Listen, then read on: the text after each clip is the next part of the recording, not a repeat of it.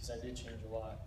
And my senior year, I mean, I had asked him, because I've been coming to the youth group and coming on Sundays, through all 4 of those years, even though, like I said, I wasn't taking it seriously, but I still enjoyed coming here. I still loved it here. I still experienced the love of God here. And so, through those 4 years, I would mention it to him, like, hey, man, Wednesday night, I'm going to youth group, or hey, it's, you want to come this Sunday, or, stuff like that.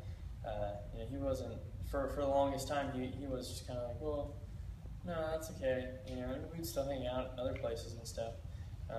But the second half of my senior year, he came to me and he was going through like a rough time, and he's like, man, I don't know what to do. And I was like, I know I've asked you a bunch of times, and I'm not trying to like Pastor said, I'm not trying to cram anything down your throat. I'm not trying to get you to do all this religious stuff. I just want you to be able to experience the same love and the relationships that I've experienced for the last 4 years, and even before that, since I was young.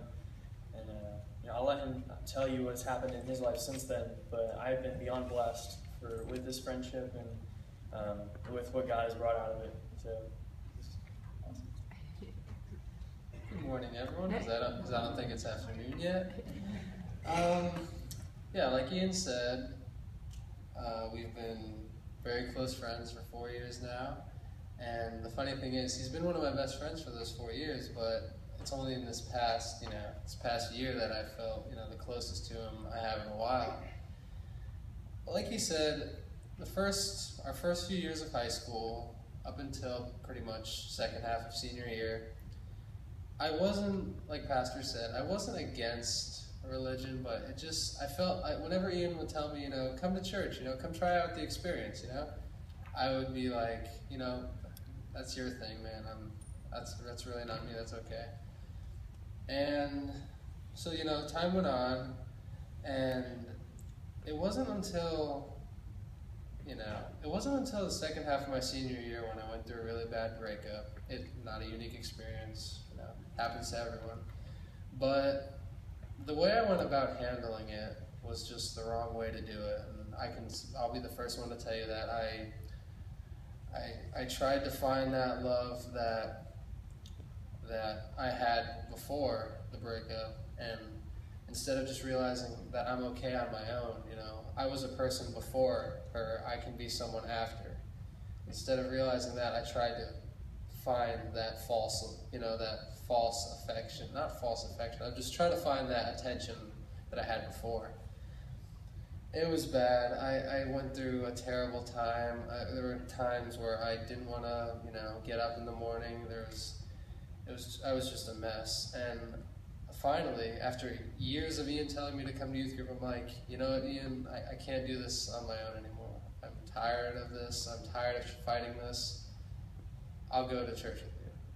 And since then, on my first ever, church retreat, I got saved, so that was a pretty cool experience.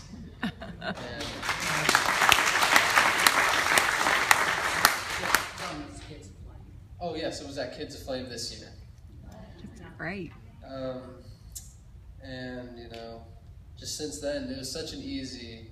Once I really thought about it, and once I allowed God into my life, it was such an easy decision to make, because the whole time that I was in my little funk, my depression, sadness, mess, whatever you want to call it, for that whole time, I could have easily gone down a path where I, crawled in a hole I couldn't climb out of. I could have gone down a path that I couldn't come back from, and it could have led to something horrible, but looking back on it, God kept me on the right path. He kept me where I needed to be, and I'm just forever grateful for that. And the reason I say this is because without Ian, without the friendship that we created,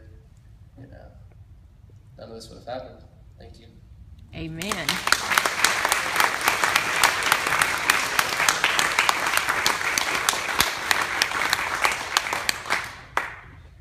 I thank them for coming and sharing. They've done this 3 times today.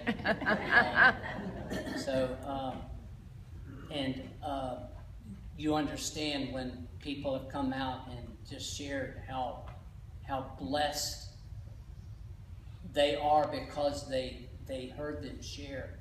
At the last service, one lady was sharing how Ian, I don't know how tall you were back then, but maybe a little bit more knee-high to a grasshopper, but just to see how he's grown into this young man and to see how this church has helped him grow and how he is helping others grow, that's the way it happens. And it didn't happen from Ian standing up in a pulpit preaching. It came as a result of an ordinary dude having an ordinary relationship with another ordinary dude and watching God do something extraordinary through that. But if that's going to happen in this church, we say our vision is to know Christ and to make Christ known. There's nothing wrong with the preacher standing up here and preaching. There's certainly nothing wrong with that. That's okay. But if we're really going to come to know Christ and make Christ known, it's going to be people like you, like me, who, beyond the Sunday morning experience, it's not going to happen as we sit, soak, and sour on Sunday morning in the pew, watch guests come and sit among us, and we hope they like us and hope they come back and hope they join the church. That's not how it's going to happen. It's going to happen when we begin to form relationships with those outside of the church and not trying to, again, preach to them or cram something down their throat, but just forming a relationship. Begin a conversation with them. It could be the lady behind the counter at the 7-Eleven. It could be where you have your dry cleaning done. It could be your restaurant that you normally attend and you like a particular waiter or waitress, or it could be someone that lives in the same block, your next door neighbor. I will tell you, my experience has been the most difficult are family. Yes. You understand that? Yes. And I don't say don't go after family. I'm just saying that sometimes other people can have more influence, but that doesn't mean you don't continue to try.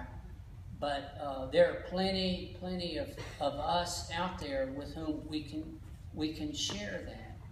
I know of one lady who has formed a relationship, and when I say relationship, I mean conversation kind of thing, with her bug man, the pest control person. And it just so happens that he went through a crisis situation a couple of months ago. And because she had that relationship, she's been able to talk, and he's asked some questions. He knows that our church, some people in our church have been praying for him. And it's not a situation, well, here, let me tell you about Jesus now, because that will come. It's not the right time yet. He said, well, there's never a wrong time to share Jesus. Well, sometimes people are more receptive at some. It's just a matter of when the timing is right, you'll know when to share your story. You will know when to talk to them about that next step. But it's going to come as a result of people like you and like me forming relationships in genuine, natural ways. So what I want you to do is I'll give you two challenges. One, I want you to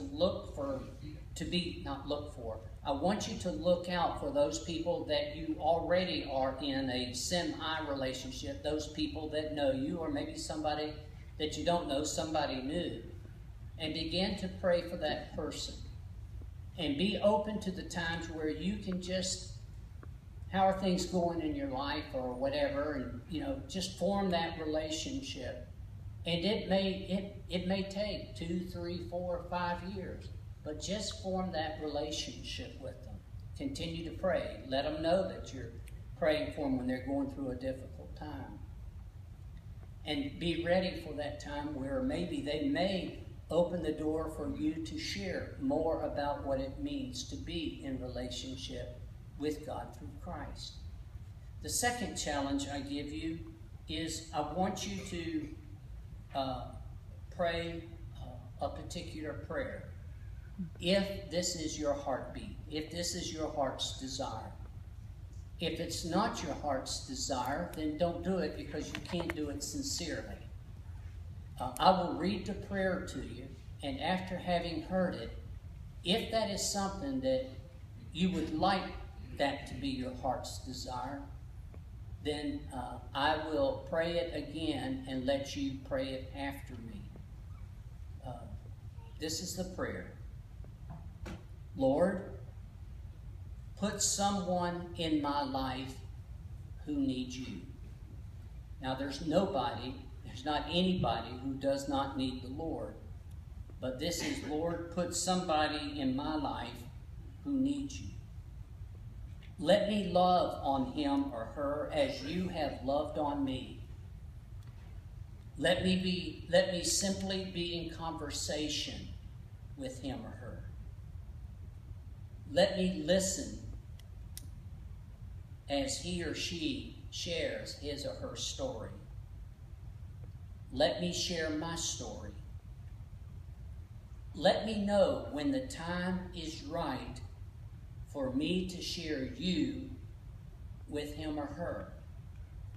And when that time comes, let me do so in a loving and genuine way. In the name of him who loves us all. Amen. Now, if that's something that you can pray sincerely, then I invite you to pray it out loud with those of us who do so. So let's bow our heads.